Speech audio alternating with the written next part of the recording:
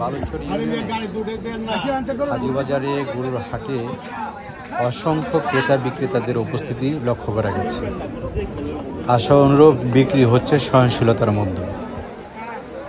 এখানে অত্র অঞ্চলের যেসব ক্রেতা বিক্রেতারা এসেছেন সবাই কিন্তু তাদের পশুটি বিক্রিও করছেন এবং যারা কেনার জন্য গেছেন তারাও কিন্তু তাদের আয়ত্ত অনুযায়ী গরুটি কিনতে পারছেন। আজকে সকাল থেকেই বাজারে জমজমাট ছিল, এখন পর্যন্ত বেচাকেনা হচ্ছে।